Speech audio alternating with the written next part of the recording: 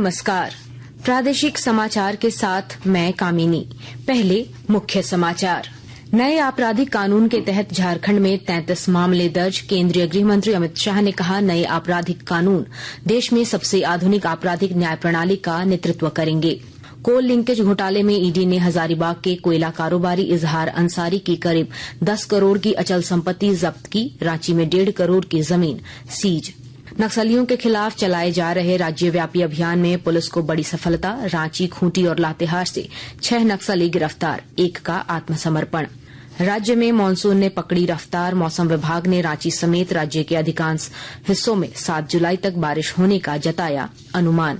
और महिला क्रिकेट में भारत ने दक्षिण अफ्रीका को चेन्नई में एकमात्र टेस्ट मैच में 10 विकेट से हराया। और अब समाचार विस्तार से। झारखंड समेत पूरे देश में कल से 3 नए आपराधिक कानून लागू हो गए हैं। नए कानून के तहत पहले दिन रांची में 2 समेत पूरे झारखंड में 33 मामले दर्ज किए गए हैं।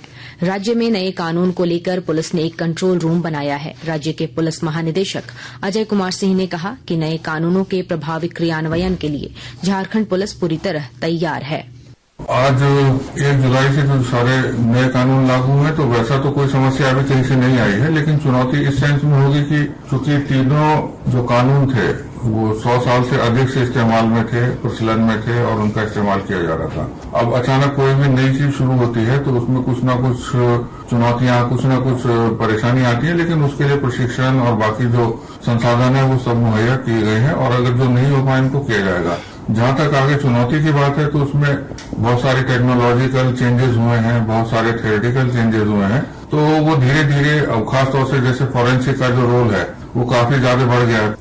केंद्रीय गृह मंत्री अमित शाह ने कहा है कि नए आपराधिक कानून देश में सबसे आधुनिक आपराधिक न्याय प्रणाली का नेतृत्व करेंगे। श्री शाह ने नई दिल्ली में कहा कि नए कानून त्वरित न्याय और पीड़ितों के अधिकार सुनिश्चित करेंगे।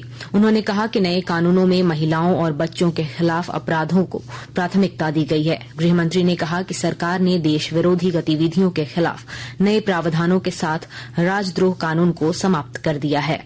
राजद्रोह एक ऐसा कानून था जो अंग्रेजों ने अपने शासन की रक्षा के लिए बनाया। राजद्रोह को हमने जड़ से समाप्त कर दिया है और देश विरोधी हरकतों के लिए नई धारा लेकर आए हैं। पहले सरकार के खिलाफ स्टेटमेंट देना गुनाह था, अब भारत की एकता और अखंडता को क्षतिग्रस्त करने के लिए ये कानून अमल में आएगा।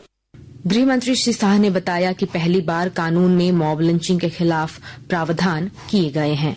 सालों से देश भर में मॉब लिंचिंग के अपराध के लिए कानून में कोई प्रावधान नहीं था। प्रावधान करने की मांग होती थी। पहली बार मॉब लिंचिंग को परिभाषित किया गया है। नस्ल, जाति, समुदाय, लिंग, जन्म स्थान, भाषा और अन्य कारणों से जो मॉब लिंचिंग होता है इसमें 7 वर्ष के कारावास से लेकर मृत्यु की सजा और आजीवन कारावास तक इसके अंदर जोड़ा गया है। इधर झारखंड हाईकोर्ट एडवोकेट एसोसिएशन के महासचिव नवीन कुमार का कहना है कि नए कानून बदलते भारत की जरूरतों के अनुरूप है, जो सुनिश्चित करेंगे कि पीड़ितों को समय पर न्याय मिले। इसकी तैयारी काफी दिनों से सरकार के द्वारा की जा रही थी। इसके बिल पब्लिश हुए, इनकी कमेटी बनी, पब्लिक ओपिनियन मांगा गया, लोगों से कमेंट मांगे गए। उसके बाद पूरी तैयारी के साथ ऐसा देखा गया सरकार की तरफ से कि कोई इसमें गलती न रह जाए। इसके बाद अब प्रॉपर समय दिया गया, अधिवक्ताओं को भी, माननीय न्यायालय को भी दिया गया कि आप इसको पढ़ लें, समझ लें। इस पर कई कार्यशालाएं आयोजित की गई पुलिस के लिए, वकीलों के लिए। तब जाके काफी लंबे इंतजार के बाद ये कानून लागू हुए हैं और जब लागू हुए हैं तो इनको आगे ले जाना है। क्योंकि पुरानी कानून व्यवस्था जो कानून का है वो अंग्रेजों के जमाने चली आ रही थी, उसमें कई चीजें टेक्नोलॉजी के साथ चेंज होनी बहुत जरूरी थी। कई चीजें थी जिनमें कोई समय सीमा नहीं थी, तो उन चीजों को देखते हुए इन खामियों को दूर किया गया है और ये भारत को बदलते भारत के हिसाब से ये कानून लाए गए हैं जो आगे आने वाले समय में लोगों को काफी हद तक मुश्किलों से राहत दिलाएंगे और न्याय जल्दी दिलाने का जो प्रयास है सरकार का, सबका साथ, सबको न्याय, सबको मिलेगा समय से। विपक्ष के नेता राहुल गांधी ने कल लोकसभा में नीट परीक्षा में हुई कथित अनियमितताओं, अग्निवीर योजना, मणिपुर में अशांति, नोटबंदी, बढ़ती महंगाई और किसानों के मुद्दे उठाए। श्री गांधी ने अग्निवीर योजना पर कहा कि ड्यूटी के दौरान अपनी जान गंवाने वाले अग्निवीर को शहीद का दर्जा नहीं मिलता है। अग्निवीर शहीद हुआ, लैंडमाइन ब्लास्ट में शहीद हुआ। मैं उसे शहीद कह रहा हूं, मगर हिंदुस्तान की सरकार उसे शहीद नहीं कहती। नरेंद्र मोदी उसे शहीद नहीं कहते हैं, उसे अग्निवीर कहते हैं। उस घर को पेंशन नहीं मिलेगी, उस घर को कॉम्पनसेशन नहीं मिलेगी, शहीद का दर्जा नहीं मिलेगा, मगर हिंदुस्तान की सरकार आम जवान की मदद करेगी, मगर अग्निवीर को जवान नहीं कहा जा सकता। इस पर रक्षा मंत्री राजनाथ सिंह ने विपक्ष के नेता पर अग्निवीर योजना पर सदन को गुमराह करने का आरोप लगाया। उन्होंने कहा कि शहीद अग्निवीर के परिवार को 1 करोड़ रुपए की वित्तीय सहायता प्रदान की जा रही है। बहुत सोच समझकर यह योजना लाई गई है और मैं यह भी स्पष्ट कर देता हूं, इस प्रकार की योजनाएं दुनिया के कई देशों में है, यूएस में है, यूके में है। अब बिना अग्निवीर योजना के बारे में समझे, बिना उस संबंध में कोई पूरी जानकारी हासिल किए इस तरीके से सदन को गुमराह करना, इसे कदापि उचित नहीं ठहराया जा सकता। कोल लिंकेज घोटाला मामले में प्रवर्तन निदेशालय ईडी ने हजारीबाग के कोयला कारोबारी मोहम्मद इजहार अंसारी की 9 करोड़ 67 लाख रुपए मूल्य की 62 अचल संपत्ति को अस्थायी तौर पर जब्त कर लिया है। इनमें रांची में 1.5 करोड़ रुपए से ज्यादा की 2 जमीन और 1 फ्लैट भी शामिल है। आकाशवाणी के ताजा तरीन समाचारों के लिए आप हमारी वेबसाइट newsonair.gov.in पर लॉग ऑन कर सकते हैं। ताजा समाचार X handle @AIR news alerts और Facebook page All India Radio news पर भी उपलब्ध है। आप प्रादेशिक समाचार एकांश के X handle @AIR news_ Ranchi और फेसबुक इंस्टाग्राम पेज तथा YouTube channel AIR news Ranchi पर भी हमारे बुलेटिन सुन सकते हैं। प्रादेशिक समाचार आप आकाशवाणी रांची से सुन रहे हैं। नक्सलियों के खिलाफ चलाए जा रहे राज्यव्यापी अभियान में पुलिस को बड़ी सफलता हाथ लगी है। पुलिस ने रांची, खूंटी और लातेहार जिले में छापेमारी कर 6 नक्सलियों को गिरफ्तार किया है। रांची पुलिस ने अड़की थाना क्षेत्र के कैबो गांव से जिला बदर किए गए PLFI उग्रवादी संतू उरांव को हथियार के साथ गिरफ्तार किया है। उसके पास से 1 देसी कार्बाइन, 2 देसी पिस्टल और 7 गोलियां बरामद की गई हैं। उधर प्रतिबंधित नक्सली संगठन TPC के एक नाबालिग उग्रवादी ने रांची के वरीय पुलिस अधीक्षक चंदन कुमार सिन्हा के समक्ष आत्मसमर्पण कर दिया।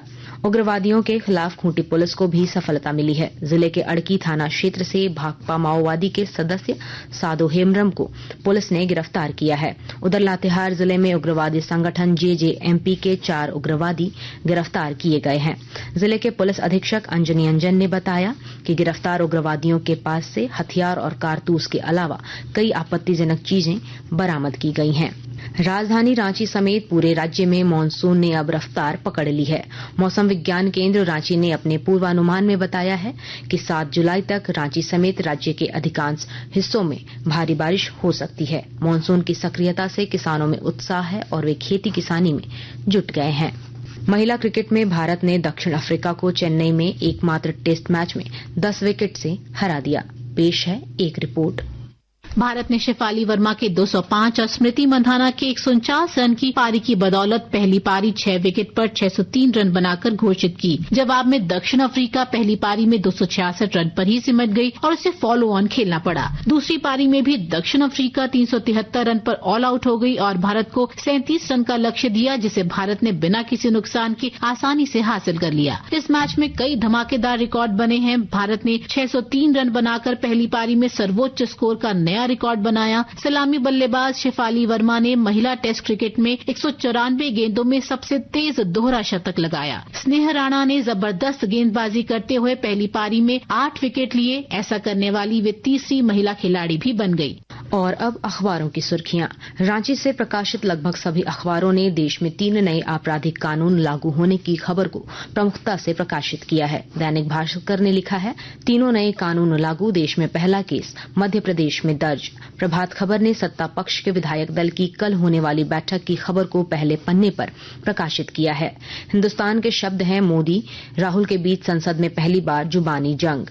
दैनिक जागरण ने लिखा है, हिंदुओं को हिंसक कहने पर लोकसभा में संग्राम। रांची एक्सप्रेस ने मानसून की सक्रियता की खबर को पहले पन्ने पर स्थान दिया है, जबकि राष्ट्रीय नवीन मेल ने राहुल गांधी के बयान पर संसद में बवाल की खबर को सुर्खी बनाई है। अंग्रेजी अखबार द टाइम्स ऑफ इंडिया और हिन्दुस्तान टाइम्स ने संसद में सत्ता पक्ष और विपक्ष के बीच हुई नोकझोंक की खबर को पहले पन्ने की सुर्खी बनाई है। और अब अंत में मुख्य समाचार एक बार फिर। नए आपराधिक कानून के तहत झारखंड में 33 मामले दर्ज। केंद्रीय गृह मंत्री अमित शाह ने कहा, नए आपराधिक कानून देश में सबसे आधुनिक आपराधिक न्याय प्रणाली का नेतृत्व करेंगे। कोल लिंकेज घोटाले में ईडी ने हजारीबाग के कोयला कारोबारी इजहार अंसारी की करीब 10 करोड़ की अचल संपत्ति जब्त की। रांची में 1.5 करोड़ की जमीन सीज। नक्सलियों के खिलाफ चलाए जा रहे राज्यव्यापी अभियान में पुलिस को बड़ी सफलता। रांची, खूंटी और लातेहार से 6 नक्सली गिरफ्तार, 1 का आत्मसमर्पण। राज्य में मानसून ने पकड़ी रफ्तार। मौसम विभाग ने रांची समेत राज्य के अधिकांश हिस्सों में 7 जुलाई तक बारिश होने का जताया अनुमान। और महिला क्रिकेट में भारत ने दक्षिण अफ्रीका को चेन्नई में एकमात्र टेस्ट मैच में 10 विकेट से हराया। इसके साथ ही आकाशवाणी रांची से प्रादेशिक समाचार का ये बुलेटिन समाप्त हुआ। नमस्कार।